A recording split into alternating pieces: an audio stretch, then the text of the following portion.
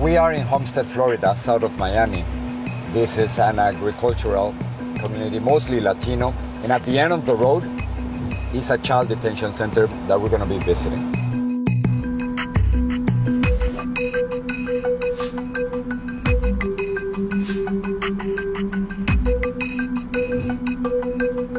I cannot bring a camera.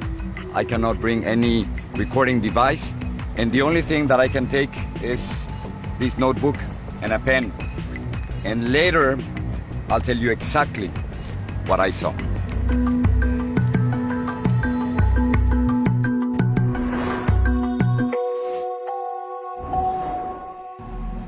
The humanitarian crisis at the southern border is growing, partially driven by the arrival of thousands of unaccompanied minors. That's the official term for kids who come to the U.S. illegally without a parent or guardian. These children are fleeing violence in their home countries and seeking asylum. Many of them end up here, hundreds of miles away, at this controversial facility in South Florida.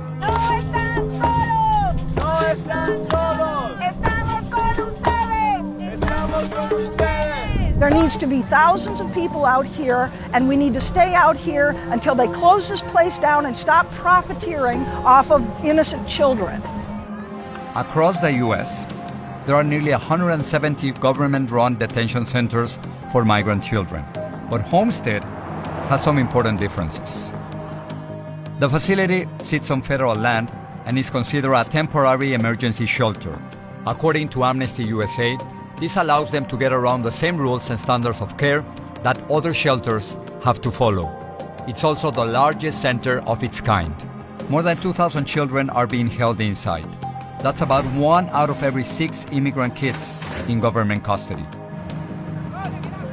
And that number is expected to grow as the center makes plans to increase its bed capacity. Homestead is run by a for-profit company whose parent corporation now includes board member John Kelly, Trump's former White House chief of staff. The U.S. government pays an estimated $775 per child every single day at Homestead. That's about 3 times the cost at other shelters.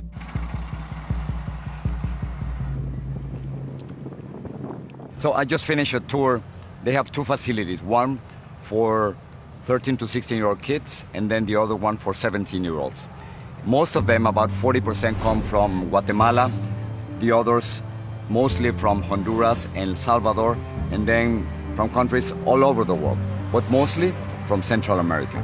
After they are detained, they cannot spend more than 72 hours with the Border Patrol, and then they are sent to facilities like this run by Health and Human Services. The average stay of a child here is about 58 days right now, but that can change. Sometimes it's 50, sometimes it's 60.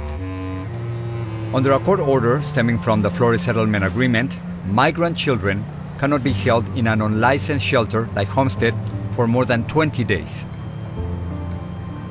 But the government claims it can keep kids detained for longer periods of time if there is an influx. On an average day, 200 kids come and about 200 of them leave. Those are the happy ones. Those are the ones who found sponsors. And sponsors are moms and dads, uncles and aunts, family members, and even family friends. And those who cannot find a sponsor, they are sent to foster care. I didn't have the opportunity to talk to any of them. Those were the rules of the tour. But when I asked the program coordinator to describe the kids, she said that they are very resilient kids, very brave, like sponges, learning English very, very fast. When you see them, you might think they are like normal American kids. They're dressed with shorts and t-shirts, jeans, leggings, but then you realize immediately that something is different. They don't have cell phones. They don't have access to cell phones. They don't have computers. I saw kids in line for everything. They had to show their IDs. Everybody's carrying an ID. Anytime they need basic items, whether a toothbrush or even a hair tie, they need to fill out a form. They were pretty serious, I would say. They were not crying, but they were pretty serious. The only time when I saw them really smiling is when they were on the phone. I didn't listen to what they were saying, but I know that they were either talking to their parents in their home countries or here in the United States or to their future sponsors. All the facilities are surrounded by fences. I saw a school, I saw a soccer field, basketball courts, volleyball courts, a cafeteria. They sleep on dorms.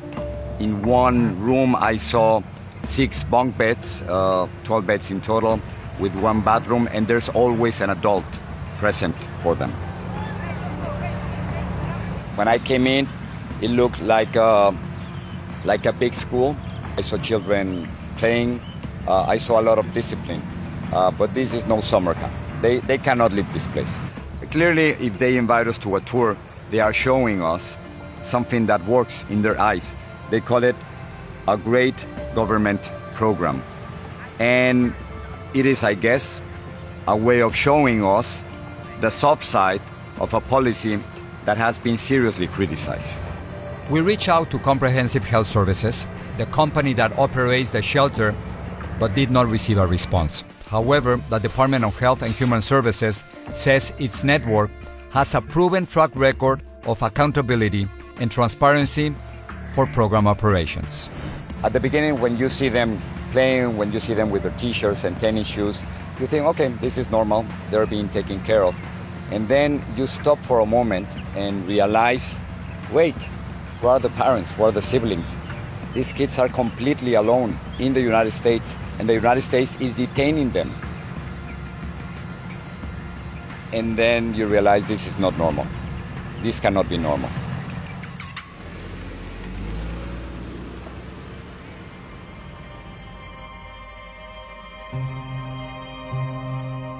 Waiting to be released from Homestead can be difficult for some of these children. Thousands of them, including this young woman, have experienced it firsthand. We spoke to her and a lawyer from Americans for Immigrant Justice. Why did you leave Honduras? ¿Por qué te fuiste de Honduras? Porque venía huyendo de las personas que me querían hacer mal. You were fleeing from people that wanted to harm you. Did you choose a group of friends to come with you? Cuando yo salí, solo venía con uno. You left only with one friend. Ajá, después de aquí en el camino nos encontramos con muchos conocidos de allá de mi pueblo, de meterme ahí con ellos y para yo venir, para avanzar más, para poder llegar hasta donde estoy. How was the process when you crossed Mexico? Muy difícil, desde ahí empecé a agarrar lo que le dije en la bestia, el tren. You jump on the train. Yeah. Ajá, me subí al tren y la verdad es muy difícil porque cuando uno viene desde México uno dormía hasta con la lluvia y era muy difícil. So finally you reached the border between Mexico and the United States. The immigration agents, they stop you. ¿Qué te dijeron? No, pues nomás me metieron a un cuarto y nomás me preguntaron que si tenía alguien de que me recibiera de aquí. Pues yo le dije que sí, tenía la esposa de un primo y pues le di los datos de esa persona y ahí me tuvieron y ahí el 15 de septiembre me mandaron para Homestead. Cuando tú llegas a los Estados Unidos, tú tienes 17 años. When you get here, you're 17, only 17. And then they send you to the facility in Homestead. ¿Cómo fue vivir en ese lugar? Pues por una parte, pues bien, porque lo trataban bien a uno, lo que era feo, que lo caminaban a uno vigilando, eran bien estrictos y las cosas eran como obligatorias. Por ejemplo, si uno no quería comer, tenía que ser obligado a comer. Y todo era más estricto ahí en Homestead. Were you able to call home? ¿Podrías hablarle a tu familia en Honduras por teléfono? 2 veces a la semana las hacían esa llamada. So you could call them only twice a week. For how long each time? ¿Por cuánto tiempo cada vez? 10 minutos. 10 minutos. 10 minutos. So only 2 phone calls, 10 minutes each. Sí.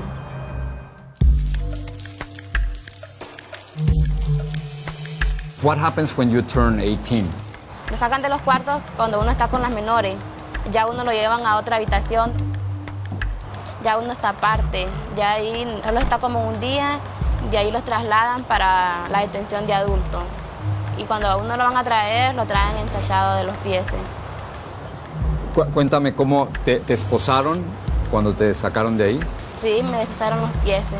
¿Y qué hacen? ¿A dónde te suben? Pues en una camioneta de las mismas, de que que le dejan la perrera, de esas mismas lo suben a uno. ¿Qué pensaste cuando te estaban llevando de Homestead a Broward? No, pues yo lo que pensé es que cuando me sacaron, pues como me decían una muchacha, ya una señora adulta, me dijo de que no me preocupara porque si me van para la detención de adultos, iba a ser mi caso muy diferente, que yo iba a durar nomás 15 días. Estuve 5 meses, todas las personas eran adultas, solo yo era la más pequeña. Would you characterize that as inhumane? How would you describe what she went through? Well, in terms of how they shackle them and transport them, it's inhumane. It's also unnecessary. These kids aren't a danger to themselves or to anybody else. It doesn't consider their fragility or their mental state. Certainly not in her case. After fleeing what she fled, now she's put in shackles and taken to a place which is basically for adults. It's a jail for adults is really what it is. ¿Qué le pedirías al gobierno que hiciera distinto? What would you ask the government to do different? En el caso mío, pues a mí nunca me trataron mal, pero lo único que sí me sentí con cosas fue cuando me trasladaron a la detención de adultos, cuando me enchacharon, porque enchachan solamente a los delincuentes. Do you think that you were treated as a criminal? La verdad que sí, porque a mí nunca me habían puesto unas esposas, nunca, hasta ahora que estoy acá. She told me that she felt that she was being treated as a criminal. Yeah. Well, I think they all do. That's the message that's being sent when you cuff someone. For the girls, they're only cuffed at the feet. The boys are cuffed in 3-point restraints, so they're cuffed at the wrist, which is attached to the waist, and they're cuffed at the feet. Now, was it worth it? ¿Valió la pena todo esto? Sí, la verdad que sí. Despite the fact of all the things and all the troubles that you went through, this is better than being in Honduras? Pues la verdad que sí.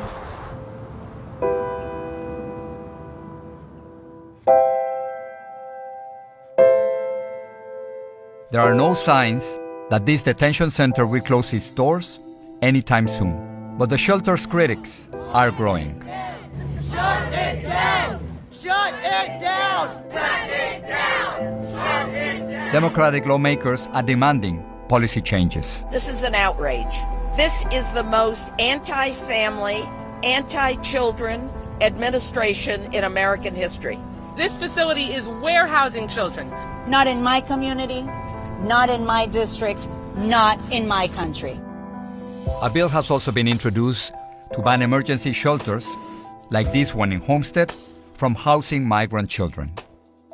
The reality is that there are record numbers of children traveling along coming to the United States. So what is the alternative? Well, organizations like Amnesty USA believe that the government should close facilities like the one in Homestead and instead put the children in permanent, smaller shelters. Children need basically small care group home settings, residential settings that enable them to receive individualized care and to be children in age-appropriate ways. There are so many regulations in place to process this high number of children that it removes the humanity and the common sense decency that we would all have. But what is critical is that we release the children as soon as possible. Most of them, they already have family members and sponsors waiting for them. At the end, no government should be in the business of detaining children who are fleeing violence and poverty.